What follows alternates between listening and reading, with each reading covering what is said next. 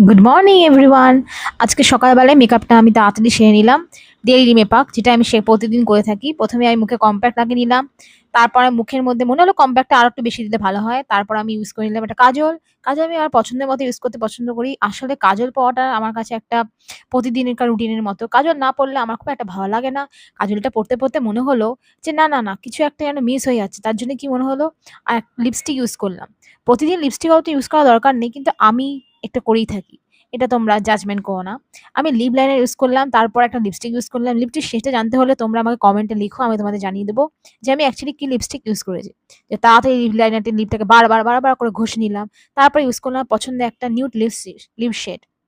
লিপস্টিকটা ইউজ করার পর এখন মনে হচ্ছে না, এবার আমি দুপুরবেলা লাঞ্চ সেরে নিলাম। দুপুরবেলা লাঞ্চে আছে আমার সোয়াবিন আলুর তরকারি আর ভাত আর লেবু। লেবু ছাড়া আমার ঠিক খাবার-দাবার জমে না। এবার বিকেলে স্ন্যাকসে মনে হলো না কিছু একটা খাই চটপটা, তাই আমি সিঙ্গারা নিয়ে নিলাম। তার সাথে চাটনি ছিল। খেতে তো ভারী মজাই লাগলো। জমে গেল জাস্ট। তো সিঙ্গারা খেতে আমার ভালোই লাগে। আর খুব মজে সিঙ্গারাটা খেলাম। এইটা হলো আজকে আমার ডে টু